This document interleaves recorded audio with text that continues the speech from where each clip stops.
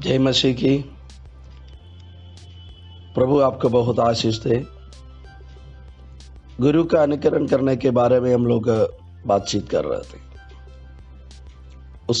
उसको सीखने का प्रयास कर रहे थे। यीशु अगर गुरु है हमारा, अगर हम यीशु के शिष्य है, चेला है, तो हमको यीशु का अनुकरण करना है। मतलब हमको यीशु का स्वभाव का अनुकरण करना। हमने देखा यीशु का प्रेम का, यीशु का प्रार्थना का जीवन का, यीशु का वचन का ज्ञान का, यीशु का सेवा का भावना का, यीशु का नम्रता का, यीशु का पवित्रता का हमको अनुकरण करना है। यीशु का प्रार्थना का जीवन लूका 22 का 29-39 में लिखा है, As it was his custom, he went to the Mount Olives to pray. He went to the Mount Olives. आगे हम देखेंगे तो वहां पर वो प्रार्थना के लिए गया। यीशु का आदत था, मेरा और आपका आदत होना चाहिए प्रार्थना। मार्टिन लूथर ने कहा, मैं दिन भर बड़ा व्यस्त रहता हूं, मुझको बहुत कुछ करना है, इसलिए मैं सवेरे 3 घंटा प्रभु के साथ अकेले में बिताता हूं। मतलब उन्होंने इस बात को समझ गया, अगर मैं व्यस्त हूं, अगर मुझको बहुत काम करना है, तो मेरा सोर्स ऑफ एनर्जी परमेश्वर से ही आते हैं। और अक्सर लोग क्या करते हैं, लोग सोचते हैं मुझको बहुत काम करना है, मुझको नौकरी करना है, मुझको सेवकाई करना है, बहुत काम है, प्रार्थना का समय नहीं है। इसका नतीजा क्या है? प्रार्थना कभी 10 मिनट, कभी 15 मिनट, आधा घंटा प्रार्थना का समय नहीं है, 1 घंटा प्रार्थना का समय नहीं है, 10 अध्याय बाइबल पढ़ने का समय नहीं है। तो उसका नुकसान क्या है? हम बहुत दौड़ते हैं लेकिन कोई फल नहीं हो पाते। देखिए, हम बहुत मेहनत किया, बहुत दौड़ते रहते हैं, लेकिन उससे कोई फल नहीं है, फायदा नहीं है। तो जिसने हमको काम में रखा है, जिसने हमको नौकरी में रखा है, क्या वो खुश होंगे? क्या वो हमको नौकरी में रखे रहेंगे? नहीं, वो हमको वार्निंग देंगे, और अगर हम सुधारेगा नहीं तो हमको वो नौकरी से निकाल देंगे। प्रभु भी हमको काम दिया है, अगर हमारा काम से कोई फायदा नहीं, आप बोलेंगे, मैं बोलूंगा मैं दिन भर दौड़ता हूं, लेकिन बोलेगा तुम दिन भर दौड़ते हो लेकिन कोई लाभ तो नहीं हो रहा मेरे लिए।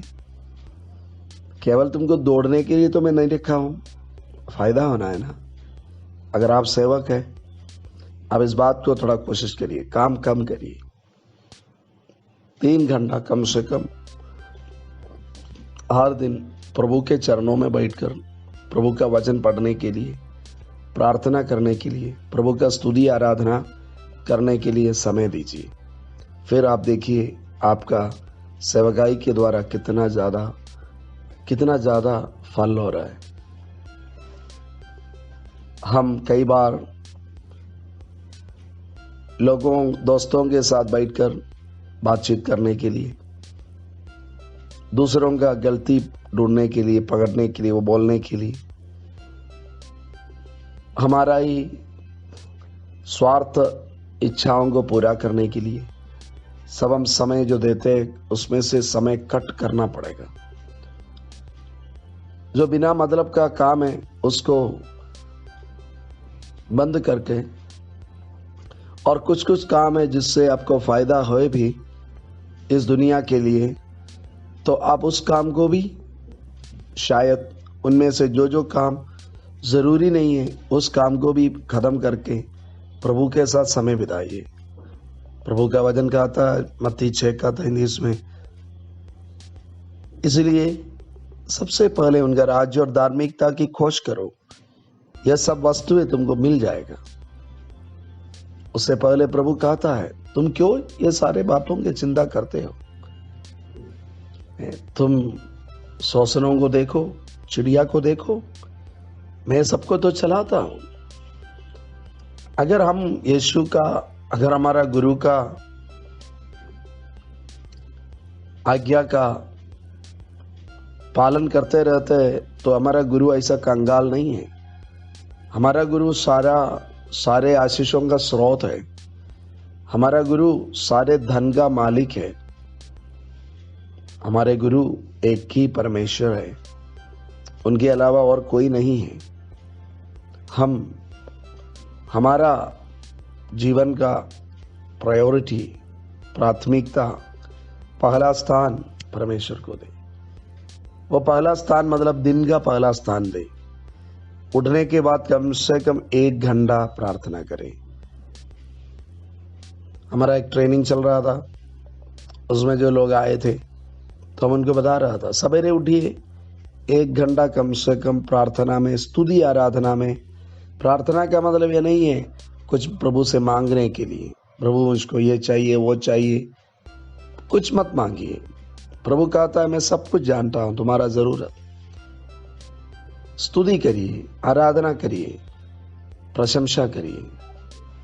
जी हाँ, मैंने अभी महेश भूपति का जो टेनिस प्लेयर था गवाही सुन रहा था। उनका पास्टर ने उनका कलीसिया में बताते रहते थे 4 बजे उठो और प्रार्थना करो।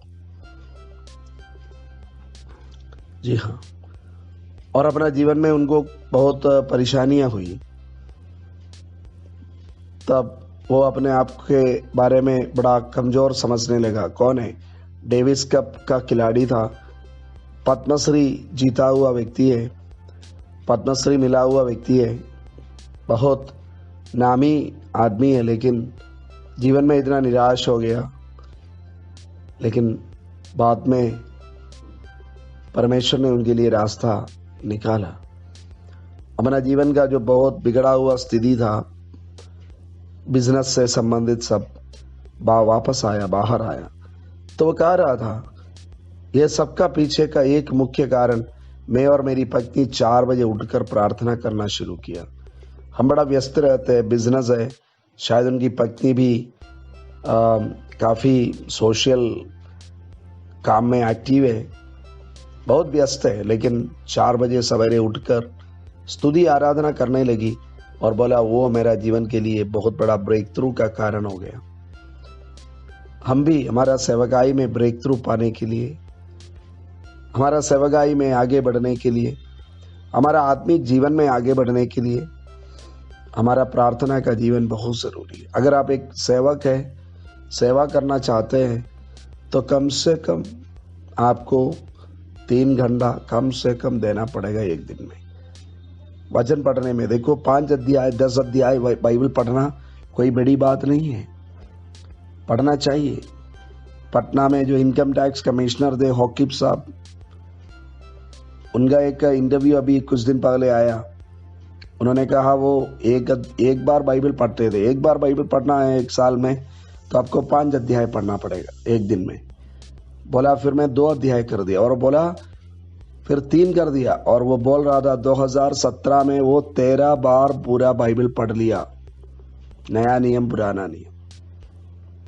देखिए, आपको परमेश्वर से प्रेम है तो बाइबल पढ़ाई आपको बड़ा बोझ नहीं लगेगा। आपको ऐसा नींद नहीं आएगा। नींद आएगा तो वो कोई पाप नहीं है। आप थके हुए तो नींद आएगा या कुछ, लेकिन आपको बाइबल पढ़ाई शुरू करते ही नींद आ रहे तो शायद आपको देखना होगा। हमेशा अगर ऐसा हो रहा है तो आपका, देखिए आप शादी जो होने जा रहे लड़की से, उससे बात कर रहे और आप नींद में चला जा रहा है, तो क्या है उसका मतलब? उसका मतलब है आपको दिल से उनसे लगाव नहीं है, कुछ गड़बड़ी है। शायद आपको और किसी से संबंध है।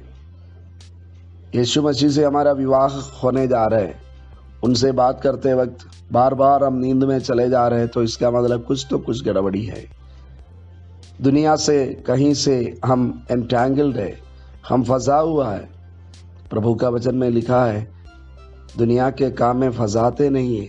एक शब्द लिखा हुआ है कुरिन्थियों की पत्री में, जो युद्ध के लिए जिसको चुने हैं अपने चुनने वालों को पसंद करने के लिए, प्रसन्न करने के लिए दुनियादारी में फंसाते नहीं। हमको भी दुनिया में फंस के प्रार्थना के लिए, वचन पढ़ने के लिए कम नहीं समय नहीं है, तो ये बहुत बड़ा एक कमजोरी, एक नेगेटिव पॉइंट और प्रभु में नहीं बढ़ने का एक कारण है।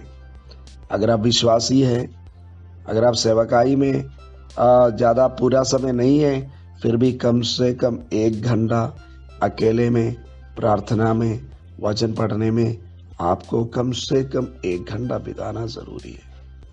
यह यीशु मसीह का आदत था। यीशु सवेरे प्रार्थना करते थे। प्रार्थना करने का सबसे अच्छा समय सवेरे का समय है। क्यों? क्योंकि उस समय और कोई डिस्टर्बेंस नहीं है, और कोई आकर आपको उससे दूर अलग नहीं करेगा। जी हाँ, प्रार्थना। आप कलीसिया चलाते हैं तो आप हर हफ्ता एक दिन रात में प्रार्थना रखिए, 9 बजे से, रात 9 बजे से सवेरे 4 बजे तक प्रार्थना रखिए। फिर आप देखिए आपका कलीसिया कैसा बढ़ रहा है, विश्वासी कैसा मजबूत हो रहा है, और फिर आप देखिए आपका आत्मिक जीवन में क्या बढ़ोतरी हो रहा है। दुनिया में कोई भी हो, बड़ा मेहनत करते हैं, खिलाड़ी हो, एक्टर हो, 60 साल में भी उनका थोड़ा सा भी टमी आगे नहीं आता है। जो फिल्म एक्टर को देखेंगे तो एडवर्टाइजमेंट में खड़े रहते, उनका पेट निकला हुआ नहीं है। क्या कारण है? बहुत मेहनत करते अपना शरीर के लिए। खिलाड़ी 6 घंटा 7 घंटा फील्ड में धूप में काम करते, इसलिए वो रन बना पाते, गोल मार सकते हैं। हम प्रभु के लोग हैं, मेहनत के बिना परमेश्वर का काम भी नहीं होता है। तो हम यीशु मसीह का आदतों का अनुकरण करें, परमेश्वर हमको आशीष दे। ए प्रभु यीशु, आप हमको सहायता करें आपका सच में अनुकरण करने के लिए। यीशु के नाम से मांगते हैं, आमीन। God bless you.